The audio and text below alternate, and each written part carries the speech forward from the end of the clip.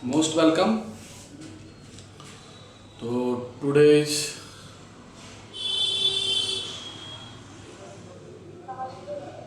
Hello आवाज़ नमस्ते, आवाज़ आ रही है? ठीक। तो आज हम बात करेंगे क्लासिफिकेशन की। तो क्लासिफिकेशन क्या होता है? The arrangement of plants name according to rules of regulation is known as classification. यानी कि अगर हम कहें कि पादप वर्गीकरण क्या है या वर्गीकरण क्या है, तो नियम के अनुसार जो प्लांट्स के नेम हैं उनके अरेंज करने को और प्लांट्स कम्युनिटी को अरेंज करने के प्रोसेस को हम क्लासिफिकेशन कहते हैं। तो क्लासिफिकेशन बेसिकली 3 टाइप्स के होते हैं: artificial system, natural system and phylogenetic system. तो क्लासिफिकेशन शब्द जो है वो सबसे पहले जो दिया था वो दिया था AP डे कैंडोले ने दिया था। और क्लासिफिकेशन को लेकर जो नाम लीनियस और दूसरे लोगों का है, लेकिन जो सबसे बड़ा कंट्रीब्यूशन था क्लासिफिकेशन में वो AP डे कैंडोले का था, क्योंकि AP डे कैंडोले ही ऐसे व्यक्ति थे जिन्होंने प्लांट को मॉडर्न सिस्टम में लाने की कोशिश की, एक क्लासिफिकेशन देने की कोशिश की। इससे पहले हमारा जो बेसिकली जो फादर ऑफ थियोफ्रेस्टिस थे, फादर ऑफ बॉटनी थे थियोफ्रेस्टिस। उसके बाद मतलब सबसे पहले तो अगर देखा जाए स्टडी जो शुरू की थी, हमने बताया था हिस्ट्री ऑफ क्लासिफिकेशन सिस्टम में बताया था कि हिप्पोक्रेटस के बाद अरस्तु आए, अरस्तु के बाद प्लेटो आए, प्लेटो के बाद प्लानी आए थे, और प्लानी के बाद दूसरे बहुत सारे हचिंसन, लीनियस, बहुत सारे सिस्टम धीरे धीरे आते रहे। Rendle, Prantl, Bentham Hooker, Hutchinson, Takhtajan, विजी, इस तरह बहुत सारे लोग थे जिन्होंने प्लांट क्लासिफिकेशन पे काम किया था। और हमारे क्लासिक जो हमारा कोर्स है बेसिक का, उसमें बेसिकली 3 का सिस्टम है: आर्टिफिशियल सिस्टम, नेचुरल सिस्टम और फाइलोजेनेटिक सिस्टम। तो आर्टिफिशियल सिस्टम जो दिया था वो लीनियस ने दिया था, और उन्होंने इसमें किसी प्लांट के पर्टिकुलर करैक्टर को शो नहीं किया था, ना नेचुरल करैक्टर को उन्होंने डिसाइड किया था। उन्होंने ऑटोमेटिक ही अपने संज्ञान में लेकर अपना एक इंडिपेंडेंट मेजरमेंट बनाया कि सेक्स और मॉर्फोलॉजी को लेकर कि किस तरीके से प्लांट को मैनेज करेंगे। तो उन्होंने क्या करा कि सबसे पहला आधार बनाया प्लांट का स्टामिन, नंबर ऑफ स्टामिन का। इन्होंने कहा जिनमें 1 स्टामिन होगा मोनोएंड्रिया, और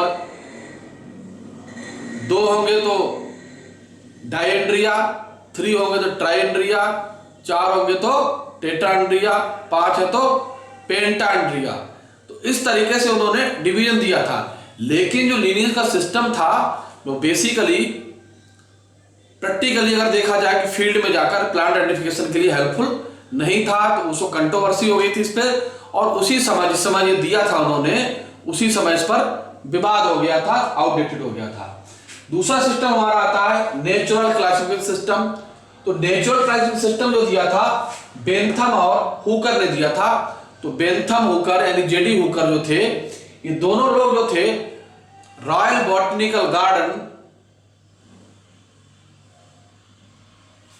तो रॉयल बॉटनिकल गार्डन में ये दोनों डायरेक्टर्स थे, इन्होंने उसमें क्लासिफिकेशन दिया था। तो नेचुरल कैरेक्टर के आधार पर दिया था कि कितने फ्लावर किस तरीके से आते हैं, इन्फ्लोरेसेंस किस तरीके से है, लीव्स कैसी है। तो बहुत सारे इन्होंने हैबिटाट, फ्लोरेसेंस, मॉर्फोलॉजी, इन बहुत सारे कैरेक्टर को चूज कर इन्होंने क्लासिफिकेशन दिया था। तो वो सिस्टम हमारा क्या है? Natural classification system. तो नेचुरल क्लासिफिकेशन सिस्टम जो दिया था बेसिकली वो AP डे कैंडोले ने दिया था, और उसको बाद में जो विस्तृत जो डिटेल्ड क्लासिफिकेशन दिया था वो बेंथम और हुकर ने दिया था। उसके बाद हमारा आता फाइलोजेनेटिक क्लासिफिकेशन सिस्टम। तो ये जो था वो हचिंसन ने दिया था। तो ये भी रॉयल बॉटनिकल गार्डन में साइंटिस्ट थे, वहां पर बॉटनिस्ट थे। तो इन्होंने जो दिया था वो फाइलोजेनी के आधार पर दिया कि किस प्लांट की ओरिजिन किससे हुई और किस तरीके से हुई। तो फाइलोजेनी के आधार पर दिया इन्होंने पीढ़ी दर पीढ़ी की जो पेड़ान की उत्पत्ति हुई है, ओरिजिन हुए हैं, उसके आधार पर इन्होंने क्लासिफिकेशन सिस्टम दिया था। और ये क्लासिफिकेशन सिस्टम जो था वो कहलाया फाइलोजेनेटिक क्लासिफिकेशन सिस्टम। तो आज हम डिस्कस करेंगे तो फाइलोजेनेटिक क्लासिफिकेशन सिस्टम से ही डिस्कस करेंगे। तो बेसिकली जो क्लासिफिकेशन सिस्टम था फाइलोजेनी वो हचिंसन ने दिया था, और इन्होंने अपना क्लासिफिकेशन सिस्टम जो था flowering families of flowering plant नामक बुक में 1926 यानी 1926 1934 में पब्लिश किया था। तो इनका क्लासिफिकेशन सिस्टम जो था, फाइलोजेनेटिक सिस्टम जो सबसे पहले दिया था वो बेसी ने दिया था। तो इन्होंने जो क्लासिफिकेशन सिस्टम दिया था वो बेसी के आधार पे दिया था और वो सिस्टम कहलाया हमारा फाइलोजेनेटिक क्लासिफिकेशन सिस्टम। तो इन्होंने क्या माना कि प्लांट को दो ग्रुप में बांटा। एक तो हमारे ऐसे प्लांट थे जिनके अंदर सीड और फ्लावरिंग नहीं बनते थे, यानी कि क्रिप्टोगैमस प्लांट, और दूसरे थे स्पर्म प्लांट वाले, यानी कि स्पर्मेटोफाइटा। तो इनका जो क्लासिफिकेशन सिस्टम था बेसिकली जो हचिंसन का, इन्होंने अपना क्लासिफिकेशन सिस्टम दिया था तो वो ओरिजिन के आधार पर, एडवांस और प्रिमिटिव कैरेक्टर के आधार पर दिया था, और इन्होंने 24 प्रिंसिपल्स दिए थे जिन पर इनका क्लासिफिकेशन सिस्टम आधारित था। तो इनका पहला क्लासिफिकेशन सिस्टम था कि जो evolution is both upward and downward. जो इवोल्यूशन होता है प्लांट में, जो जैविक विकास होता है या जो कृमिक विकास होता है, वो दोनों डायरेक्शन में होता है, अपर साइड में और लोअर साइड में, यानी कि कोई अंग या कोई पार्ट प्लांट का ऑर्गन्स बढ़ भी सकता है और घट भी सकता है। तो evolution is both sides, downward and upward. दूसरा ने कहा था कि evolution is not necessary involve all organs of plant a time, यानी कि एक समय में प्लांट के सभी ऑर्गन्स में इवोल्यूशन संभव नहीं है या ये कंपलसरी नहीं है। किसी एक पार्ट में हो सकता है, लीफ में हो सकता है, फ्रूट्स में हो सकता है, स्टेम में हो सकता है, फ्लावरिंग में हो सकता है, यानी किसी एक ऑर्गन्स में इवोल्यूशन हो सकता है, उसमें जैविक विकास हो सकता है, लेकिन एक समय में ये जरूरी नहीं है कि सभी पूरे प्लांट ऑर्गन्स में, होल प्लांट्स में हो। थर्ड इन्होंने कहा था evolution has generally has consistent. Evolution जो होता है वो सामान्यतः निश्चित होता है। The tree and shrubs are primitive than herbs in certain group. तो उन्होंने कहा कि इस ग्रुप में जो श्रब और ट्रीज और हर्ब्स हैं, तो इन्होंने कहा कि जो ट्रीज और श्रब्स का ग्रुप है वो हर्ब की अपेक्षा अधिक प्रिमिटिव है, यानी कि पहले जो उत्पत्ति हुई थी वो ट्री और श्रब्स की हुई, उसके बाद उसमें हर्ब्स की हुई थी।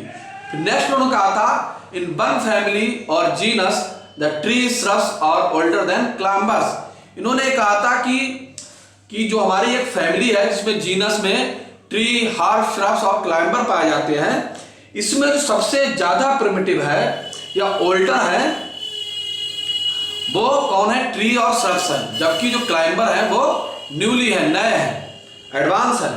अगला है perennials are older than biennials, यानी जो पेरिनियल प्लांट्स हैं, तो पेरिनियल प्लांट्स कौन से होते हैं? जिनकी लाइफ साइकिल एक से अधिक सालों में कंप्लीट होती है, वो पेरिनियल प्लांट कहलाते हैं। हिंदी में कहते हैं बहुवर्षीय प्लांट। तो उनका बहुवर्षीय प्लांट जो है वो बाइनियल, यानी कि जिनकी लाइफ साइकिल 2 साल में कंप्लीट होती है, वो की अपेक्षा एडवांस है। और जो है जो हमारे पेरिनियल प्लांट हैं वो जो है उनकी उत्पत्ति जो हुई है वो बाइनियल प्लांट से हुई है, यानी कि जिनकी लाइफ साइकिल 2 साल होती है, उन्हीं प्लांटों से उत्पत्ति हुई है जिनकी लाइफ साइकिल 1 साल में कंप्लीट होती है। यानी कहने का मतलब यह है कि perennials are older than biennials and for biennials the annuals are dried.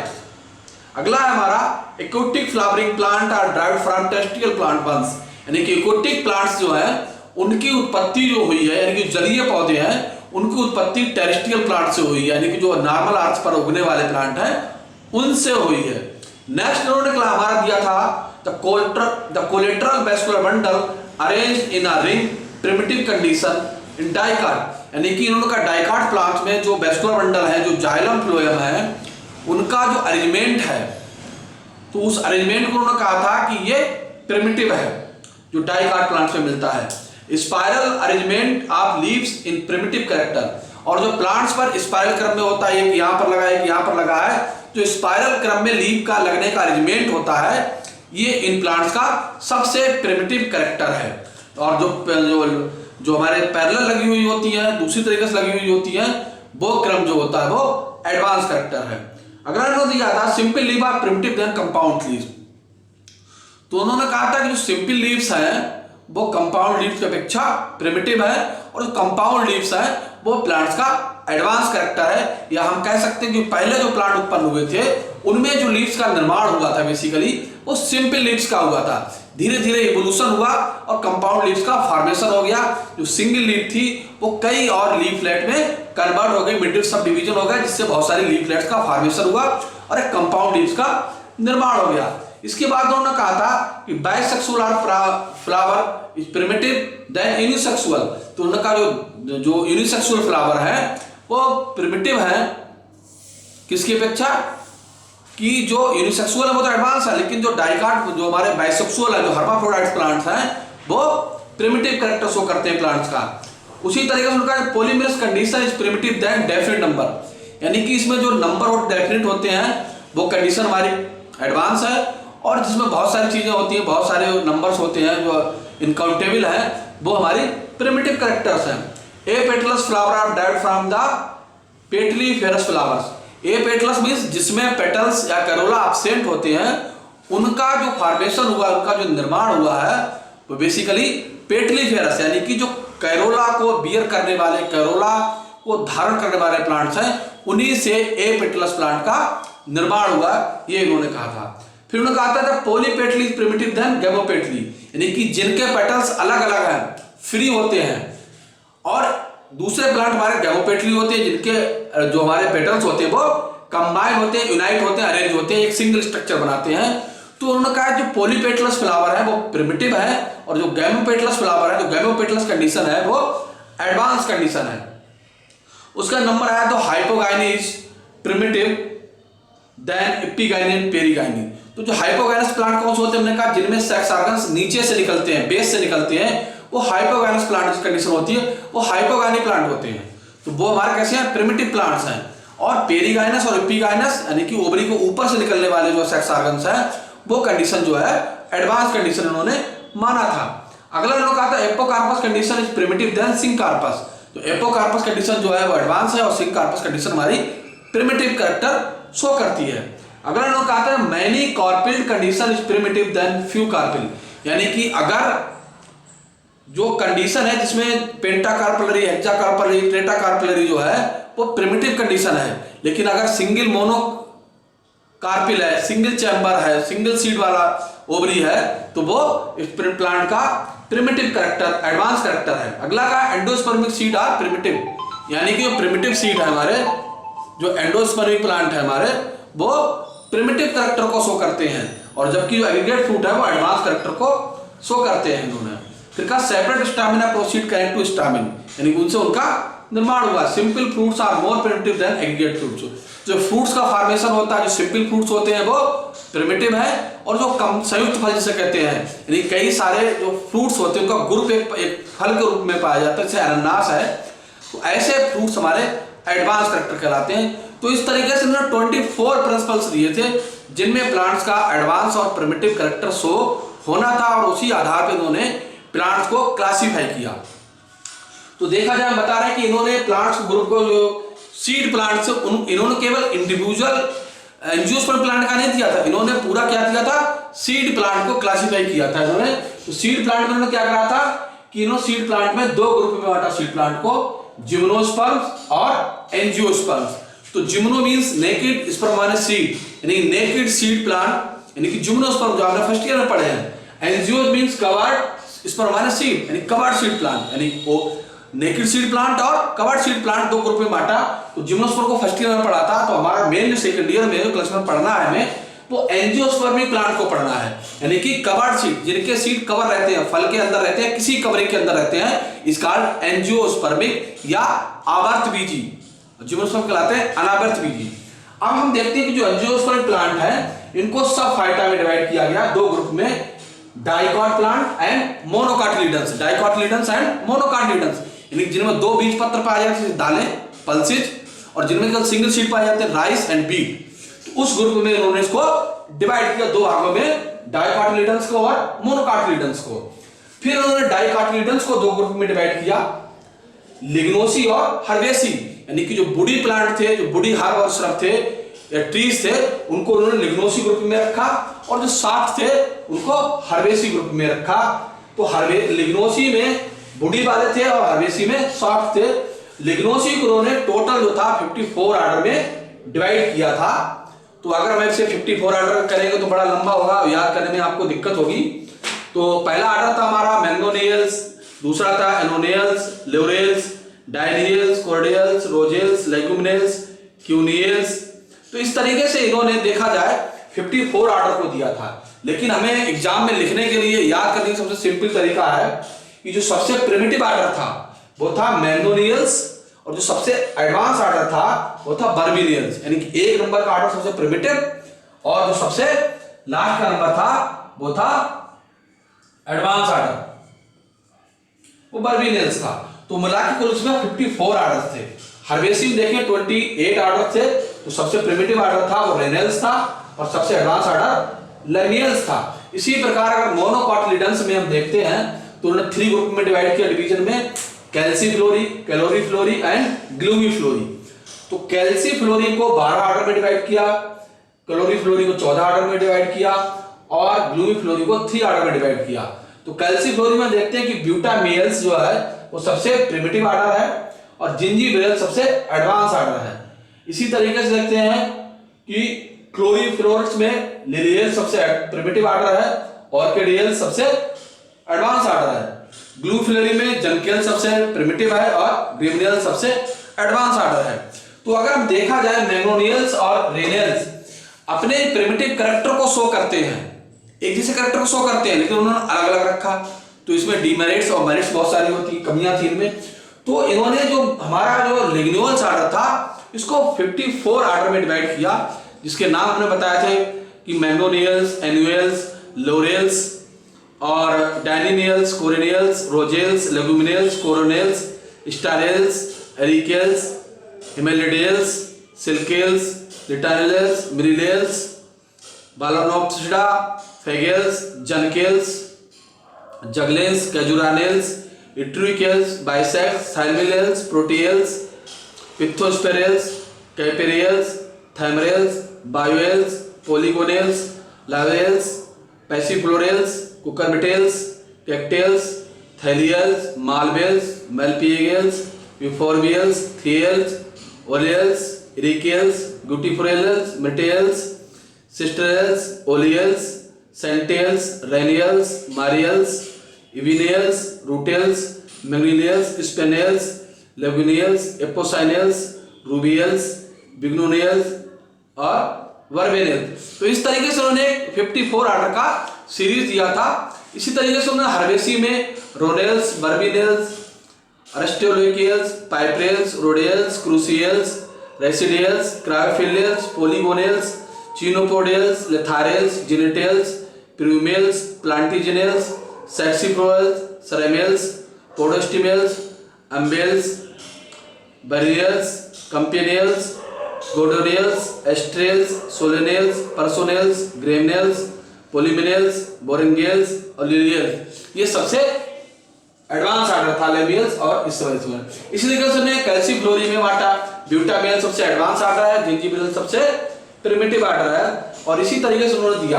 तो अगर देखा जाए हचिंसन को याद करना है कि अगर हमें आर्डर देना है तो डिवीजन और केवल जो हमें क्लासिफिकेशन देना होता है एग्जाम में वो आर्डर तक देना होता है। तो अगर देखिए तो हचिंसन का एक नंबर है, इसको फोन नंबर भी कह सकते हैं हचिंसन के नाम से, 5428121403। अगर ये आप याद कर लेंगे इतना नंबर, ये जो हचिंसन का फोन नंबर मान लो चाहे, तो आपको पता चल जाएगा सीक्वेंस से कितने आर्डर है। और बहुत सिंपलीफाई याद कर सकते हैं कि स्पर्मेटोफाइटा को 2 ग्रुप बांटा गया, जिम्नोस्पर्म और एंजियोस्पर्म। एंजियोस्पर्म को 2 ग्रुप में बांटा, डाइकोटिलिडन्स, मोनोकोटिलिडन्स।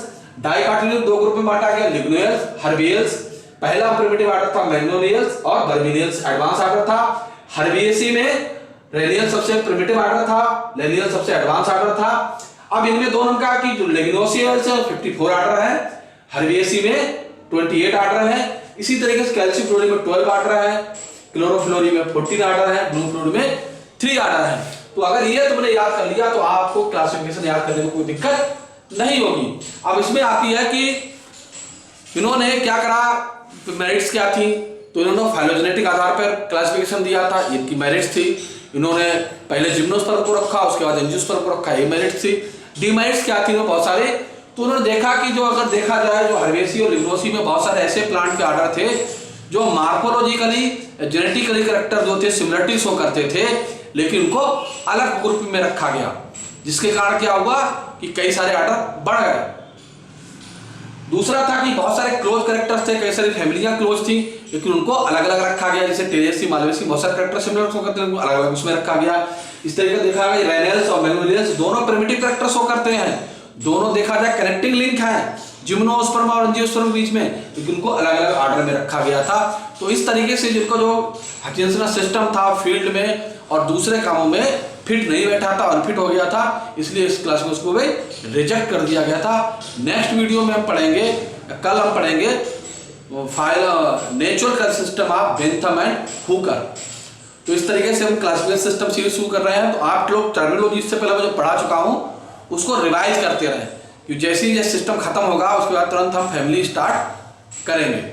तो इस तरीके से जो भी क्यूरी, हम लोग क्यूरी तो कोई भेजते नहीं, ये सब हमें पता नहीं चलता है समझ में आ रहा है नहीं आ रहा है या क्या चल रहा है क्या नहीं। और बाकी नोट्स हम जल्दी आपको अवेलेबल करा देंगे नेक्स्ट वीक में, टैक्सोनॉमी के जितने भी हैं सभी। तो इस तरीके से आप देखते रहिए। तो इस तरह क्लासिफिकेशन सिस्टम जो है वैसे तो बहुत टफ है याद करने में, लेकिन इस तरीके से अगर याद करेंगे तो इसमें आपको नंबर ही पूरे मिलेंगे, लिखने में कम समय लगेगा, याद करने में भी समय बहुत कम लगेगा। तो एक नंबर में पूछ कर भी क्वेश्चन आ जाते हैं कि जो आर्टिफिशियल सिस्टम में किसने दिया, तो लिनियस ने दिया था, नेचुरल सिस्टम जो दिया था बेंथम हुकर ने दिया था, फाइलोजेनेटिक सिस्टम को हचिंसन ने दिया था। एक नंबर इसमें से क्वेश्चन आ सकते हैं। दूसरा आ सकता है कि टैक्सोनॉमी या क्लासिफिकेशन शब्द किसने दिया था, वो दिया था ए पी डे कैंडोले ने।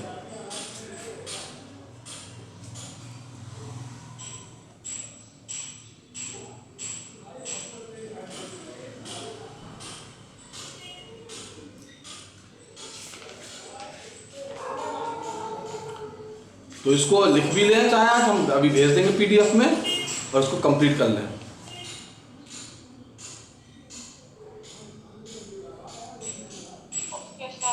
ठीक।